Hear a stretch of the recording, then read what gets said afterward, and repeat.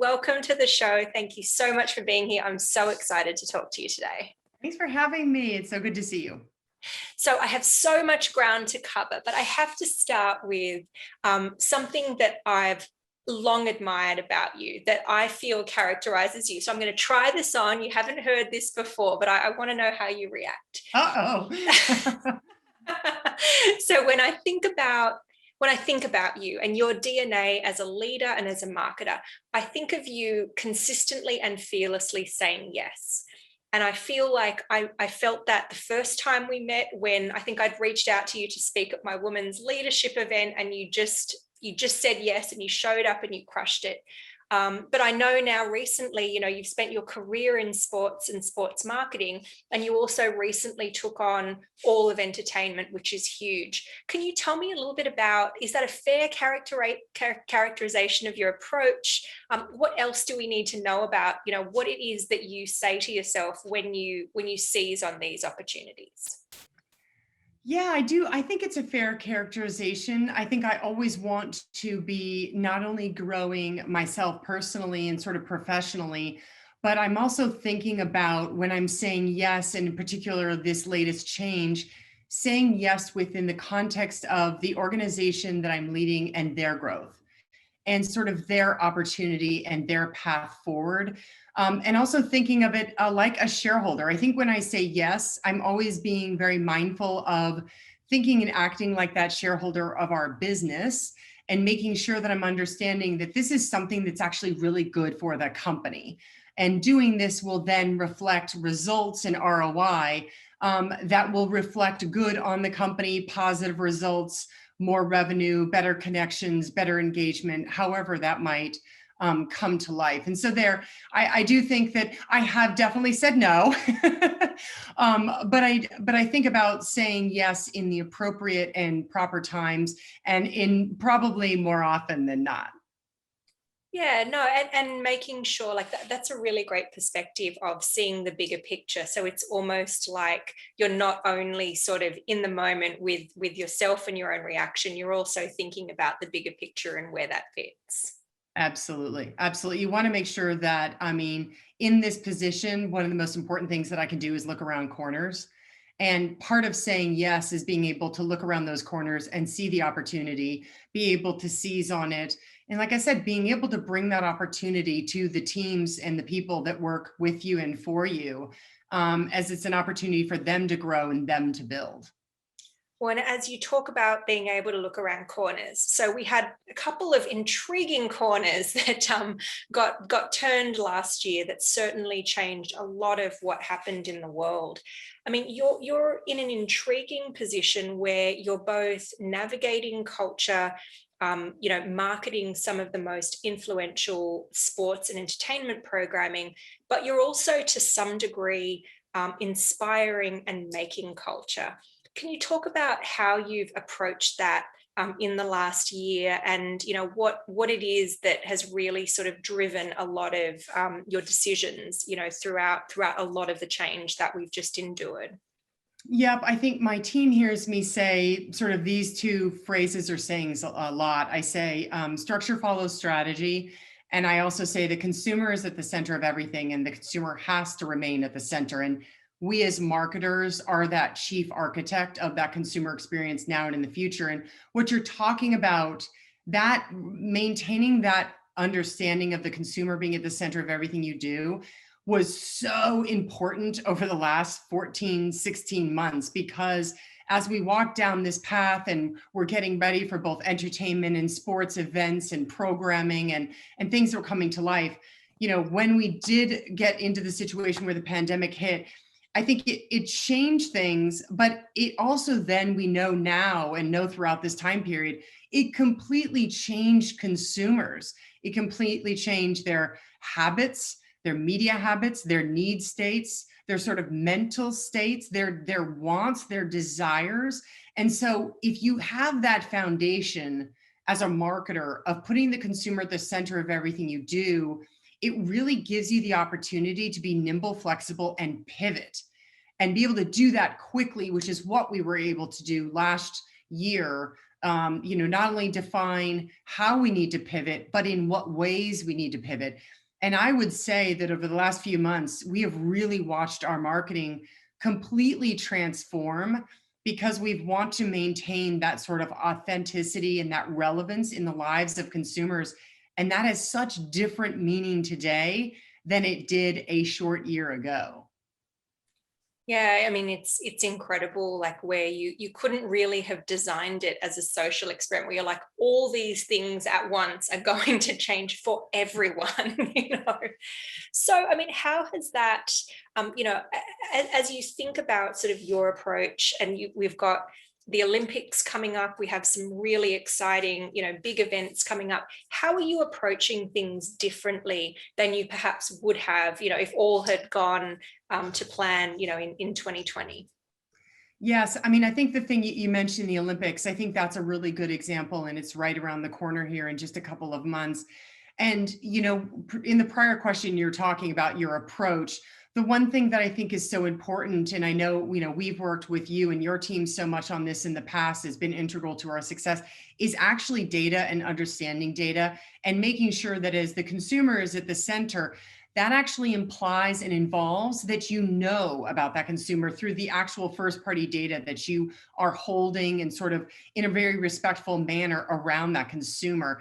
So the Olympics has been an incredible study in change, because as we walked into the games in 2020, we had this plan, it was consumer led. We have a lot of data around our consumers as we've been gathering it around Olympic fans for many years around the games. And then when the pandemic hit, it was about really reaching out to consumers and understanding how is your relationship, or how has your relationship with sports, entertainment, and specifically the Olympics changed. And what we found was incredible. We went in and actually, it has to go beyond the just asking people, are you going to watch? Are you going to enjoy the Olympics? What do you like about the Olympics? And we spent some time in December getting into the emotional states and doing some emotional semiotics work and things that were very, very deep, so that we could truly understand the changes in people's behaviors and sort of what are the needs and the values and the shared values that are more important to them. And it has transformed sort of the way we are looking at Tokyo over the next couple of months. The idea around unity and Americana, global unity, these are things that, yes, they've been themes in the past, but wow, they are themes at the forefront. The theme of entertainment and that idea of escapism, it never really popped. It was definitely a value of why people came, but it wasn't at the top of the list. Now it's at the top. You weren't so desperately in need for it. Yes, exactly. And so you have to have that ability to pay attention as marketers. You want to, and you really critically have to be invested in the consumer behavior every single day and understanding it to the best of your ability if you're going to serve people really well and authentically and relevantly with their needs. No, I mean, it's incredible. I think people are talking about how, how much we've bottled up our desire to connect and to be together and to be inspired. So, I mean, the Olympics embodies so much of that, it feels like the outlet that maybe the world needs. So it does. It feels like that moment of joy. It feels almost that collective healing moment.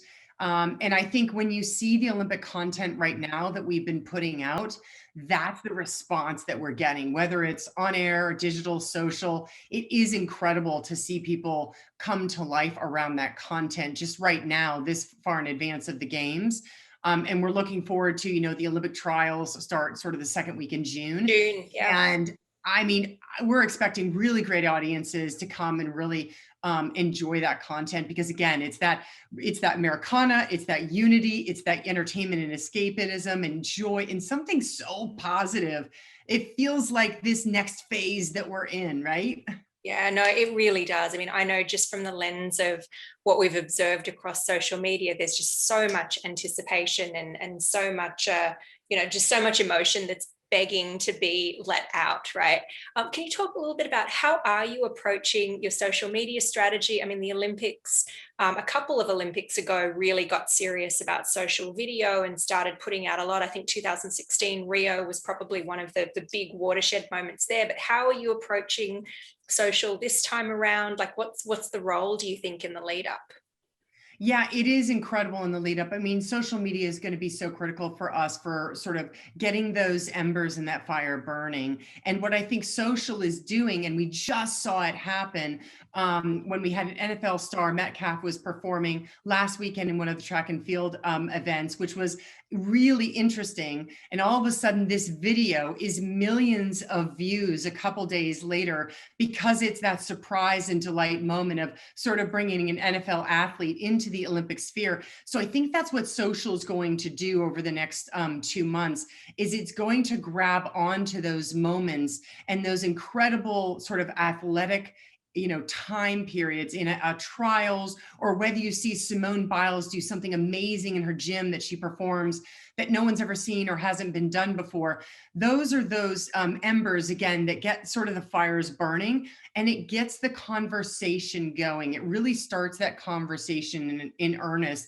And I think what we're going to be able to do as NBC Universal is when we get into trials and that conversation starts, in both linear, digital, and especially on social, from there all the way to the games, we have a constant sort of drumbeat of content, whether it's collaborations with, America's Got Talent or a new show coming out that's Olympic themed. These are things that we're going to have all the way from middle of June, all the way to the opening ceremony on July 23rd. So what's great is that drumbeat continues. It's almost like a daily sort of infusion of Olympic content and conversation and engagement to keep people interested, but also looking forward to what's to come in the games. Right, interested but not sated, right? So that they continue to build without with so much great content. So talking then, you talked a little about how you've been using data and how that's really helped you stay close to your consumer. But this is not a new thing for you. I mean, I know that you've made other creative endeavors in a very creative industry that have been backed by data and inspired by data. I'd love to talk a little bit about, a handle that I really love, On Her Turf, which was socially first. It was, a big sort of creative endeavor for your team. Can you talk a little bit about, how you sort of started with a hunch that there was something to be done there, and just what your process was, to bring that to life, and now to a big thriving social enterprise? Absolutely. So back in the 2016 Rio Games, Lindsay Signor and I from the consumer engagement team, we were sort of sitting in Rio and we were watching all of these amazing female athletes, Katie Ledecky and Simone Biles, Carrie Walsh Jennings, Allison Felix, you name it, the women's US, soccer team, women's basketball. It was incredible. And we were sort of sitting there and we were saying, wow, the women, in fact, when you go back and look at it, have won 50% or more of the medals for Team USA in the last 4 Olympics, if not, I think it's since 2012 in London. And, we sort of looked at each other and we said, this feels like something more than just, wow, women do well in the Olympics. Because when you think about it, there's a real opportunity around women in sports here that we didn't feel was a need state that might not have been met. But we didn't want to make the assumption without the foundation of data and information. And that's when we called Shareablee and said, we have a hunch. But we actually, if you recall, we gave you guys the exercise broader than just women. We sort of said, we'd like to explore some white space areas in the world of social media and conversation and engagement. And we sort of threw them out to you. But what we did not do was we actually didn't go in sort of leading you guys to this idea. No, I remember that. Yeah, it was very open. You were like, it's just white space. Yep. Exactly. We came back and we were like, I don't know if this will be something that you'll go for, but gosh, we're seeing this in the data. Exactly. And that's the beauty of what happened that made us realize that we certainly and absolutely had found the perfect sort of nugget to sort of build this new business, because we had the hunch. We did not lead you guys down any paths. We more gave you a general assignment. And then when you came back to us, I'll never forget when we opened up after you guys presented the deck and we were all sort of sitting with each other and you presented sort of, hey, there's a white space here, you guys, with women, female empowerment, and sort of this idea of around being inspired by women, but more importantly, that it's just everyday women being inspired by these female athletes. And so essentially we took the insights and the data that you shared with us and we started On Her Turf, which is now a cross-platform, linear, digital, social, started as an Instagram account because of the idea that you also shared with us with insights that Instagram, obviously at the time, had a lot of female traction in the female audience. It was very, very visual, right? So that gave us that opportunity to showcase women. And so today we celebrate and showcase female athletes as a way to inspire women every day, both on and off the field. And it's just been amazing. It's now a thriving business within NBC Sports.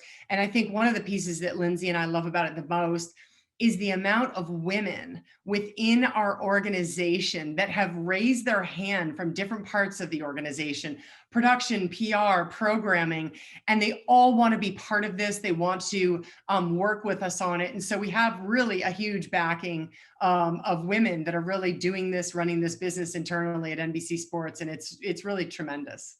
That's incredible. I didn't know about that last piece. That's so wonderful to hear. So what was, I guess, I know you had a hunch, you had a sense, but what did that mean for you to sort of sell that through within the organization? Because I think a lot of marketers will happen upon great data and then go, gosh, like, how do I persuade? How do I convince? What was that process like for you? Because it felt like it sort of happened very, very easily and just ran. I'm sure there was much more to it, but yeah, anything that you learned through that process? 100%. And that is such an excellent question. I get that specific question around On Her Turf, but I also get it around the data platform that I was able to build at NBC Sports internally. There are so many brand marketers that reach out to me and say, gosh, we know we need it. And I know as the marketer, but there's cost, there's resources, like, how do I sell this in? And so what I would tell you is this, certainly to this day, Lindsay and I are still doing On Her Turf almost as a secondary job, As a side hustle. Yes, it is our side hustle still to this day. I will tell you, you want to be personally passionate because even the data project is a side hustle to this day, even though it's well functioning and it's large. You have to really be invested that you're going to not only, build it, but continue to give your own resources to it and lead it. And here's what you really need to think about is sort of what is the long-term opportunity that you can sell in. And really one of the best ways that you're going to be able to sell it is to help leadership and peers understand in your business, how is this going to drive revenue? How is this going to drive some type of growth for our business? And so that's essentially what we did. We said, here are the numbers because you and Shareablee shared them with us. We knew the size of the prize. And so essentially what we had to do is convince people that we could get there. But I will tell you, critical on the journey was absolutely celebrating every single tiny win as it happened. Because you can imagine over the last, if we launched that in the 2018 Pyeongchang Olympics, so it has been over 3 years since that platform. We crawl, walk, run. And there were times throughout those 3 years when maybe financially, you're ebbing and flowing and people might be looking for areas to cut. You have to be in there on a consistent basis and saying, look at this milestone that we crossed. Look at where we were able to get to so that people continue to give you those resources, ensure that you are securing them. And it's almost like you were sort of marketing internally and just making sure that that whole journey got documented. I became, like you said, I marketed to our own people. You have to use your skills. Well, but they talk about, I've read a lot of studies talking about sort of the CMO becoming the connective tissue across the organization. I think this is a great example of that, right? Where it's above and beyond, no one's demanding it of you, but you saw this opportunity and you sort of built it like an entrepreneur inside your company.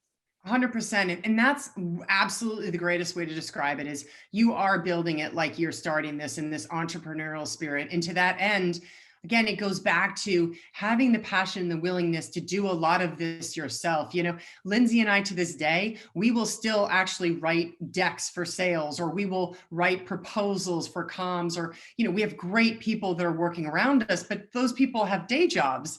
And Yeah. we want to ensure that this continues to grow. And so, to your point, sometimes it means we have to be giving those pieces or sending our people out to the shoot to capture the content, those types of things. So I think it's ongoing, but we're so excited on the success that it's had. I don't think we've shared this with you, but we're going to have a lot of great success with On Her Turf during the Olympics. So looking forward to sharing that more formally in the future. And it's just really, we can't, I have to take the moment to say thank you to you and your team, because you are part of the origin from it. So it's really a passion project for myself and Lindsay, but we also have to say thank you to you, because it wouldn't be here without you and your team. Oh, no. Well, I mean, thank you so much for saying that. That means so much. But I remember looking at the data and going, gosh, like it seems like women are really engaged on these other things, but they're engaging with different content. And they just seem, we were like, gosh, should we present it? How will they feel about it? So, I mean, you guys just ran with it and really took that as a springboard and then just built this whole other thing. It's the absolute greatest hope whenever you're crafting a data-driven story that someone will actually take it and build and do that. So it's, it's incredibly inspiring to see what those breadcrumbs kind of did and what you grew that into.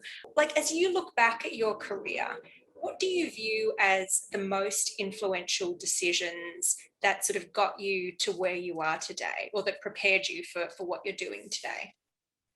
I think the most important thing that I did was, it might even going back to sort of your first question and being able to say yes, is that I gave myself permission to take the risks.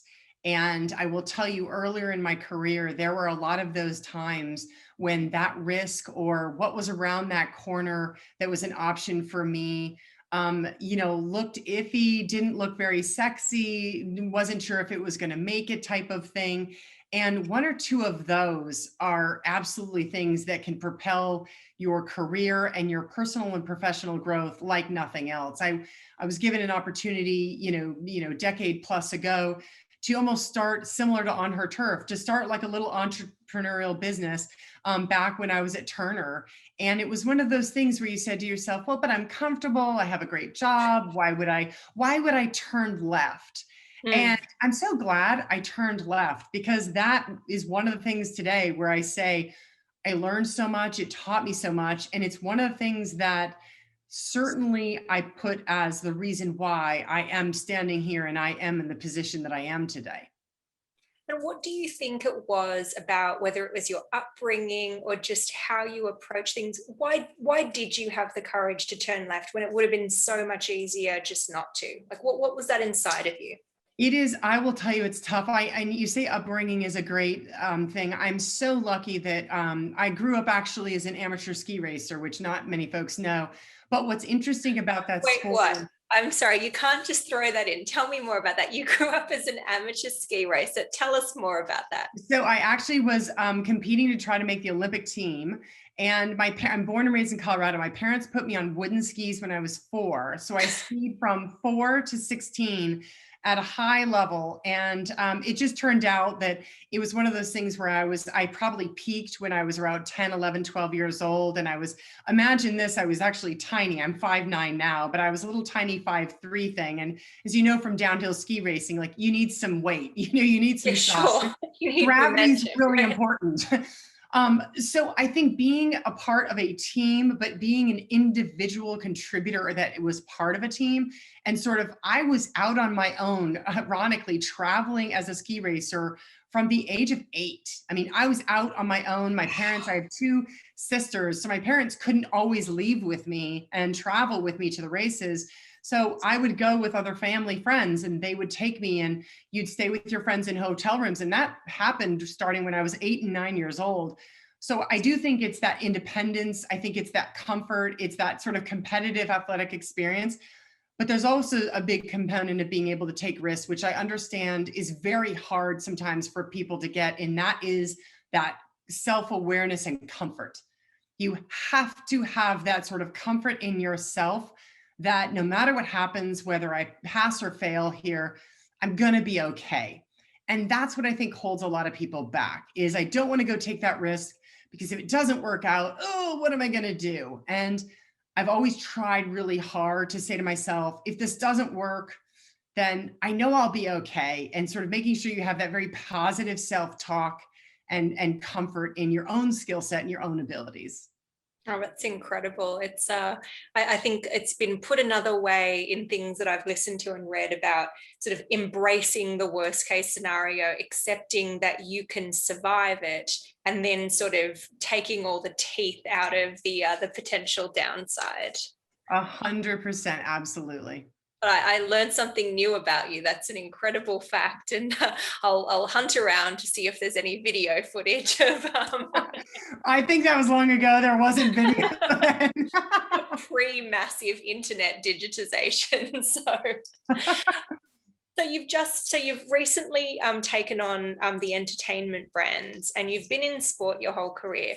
What is the next mountain to climb for you personally or professionally? Because I feel like this must have been a huge transition, learning all these new brands and sort of a different industry. But what are you looking forward to as you look out, perhaps beyond the Olympics, if you can see that far out, and, towards the end of the year and next? Yeah, I think the mountain to climb right now that's so exciting is this giant entertainment world with broadcast, cable, and sports in it. And really looking at the organization and how you can come together. This is very unique. No one else has this in being able to sort of harness the assets of all of these businesses and now look to innovate. So it's almost like getting a foundational understanding with the team of, okay, what do we have? How are we currently using it?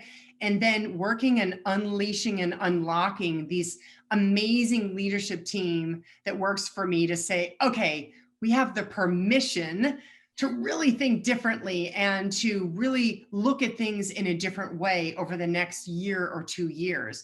And so what is that? That's the beauty of what we have right now is the opportunity to do that, but then also to test and to learn in real time as we try things and tweak and change or launch ideas. That's the beauty of this, is that we just have all these opportunities to be able to see, is it working or is it not working? And then if it's working, throw more against it. And if it's not working, refine and try it another way. You mentioned before how critical it is for you to stay close to your viewer, who's your ultimate customer. As you look, out into the future, how do you see your role as Chief Marketing Officer in sort of helping, your consumer make their way back, which is what everyone's talking about, right? Like, how do you see that? I know one part of it is to entertain so that we can just make it through, right? And we have a release valve. But I think a big part of it is also, shepherding society back to back to whatever is next. How do you take on that responsibility? It's so important right now with kind of what you're talking about, I term as sort of navigation and discoverability. And in today's world, it's interesting. I feel like we're going back to simplicity. How do you really make things relevant for people? How do you sort of engage and intercept, but don't interrupt? Ensure that you're finding people at the right time, at the right place, with the right message that's accretive to their lives and what they're looking for versus, here's my ad, go do what I'm telling you, and you're rewarded for that. And so I think it's in my role, trying to create more opportunities to understand and sort of thread together the entire consumer journey so that we can be more respectful to that journey and to those consumers and give them what they want when they want it. Right. Well, and you have so many different touch points across your apps and your website and Peacock and, all of these amazing properties. I mean, it must be, putting your other hat on, such an opportunity for other marketers to reach your consumers meaningfully as you sort of bring them through their experience. Have you noticed any differences in how the marketers that you partner with are thinking about being a part of consumers' lives? Because to your point, in 2020, you couldn't just interrupt the consumer as we're going through, our social justice and COVID and everything with your ad. What have been some of the shifts in sort of marketer attitudes that you've noticed? I've noticed, I think we're really, leading the charge when it comes to innovating what that intersection and that engagement looks like. How do we provide more of those authentic and relevant times when we're with consumers? And I do think what's great is I think brand marketers are then seeing that, coming in, wanting to do more of that, wanting to work with us. I think that's probably one of the more important things that we do is, if you're going to be a brand marketer that invests in one of our shows, for instance, America's Got Talent or an Olympics, we want to actually create a partnership with you where we'll give you the information and the data around our Olympic segmentation. I've shared it with so many of our Olympic sponsors because I want them to have the success and the knowledge to sort of be successful themselves. And I think then they're learning, how do we better sort of connect with and reach those consumers? And also, how do they make the content even better? Because ultimately, things like our segmentation result into creative content constructs around how to talk to different segments and be very, very relevant to them with certain content themes, et cetera. Yeah, and you have so many shows that touch different segments in Exactly. unexpected ways. And thank you. You did help me out by suggesting Resident Alien because I did. Yes, such a great show. Now I'm going to suggest it to anyone that's listening. I had to get that plug because I hadn't been on my radar, and I was like, what a spectacular, fun, at a time when you want to get away, like what a wonderful opportunity for that. And and there's just so many joyful touch points across that whole portfolio. Yes. And again, we were rewarded for such a great show at a great time, and the way the company launched it and sort of had it on different networks, because the numbers are tremendous. And so a lot of people came, and we're, looking forward to more. So incredible. I could talk to you forever. This was such I always love talking to you. Thank you so much. And I mean, I can't wait to enjoy the Olympics with pretty much the whole world at the same time. It's such an exciting time. Thank you so much for joining and joining us on this series, Jenny. Thank you so much for having me. It was really fun. Thanks millions. Thank you.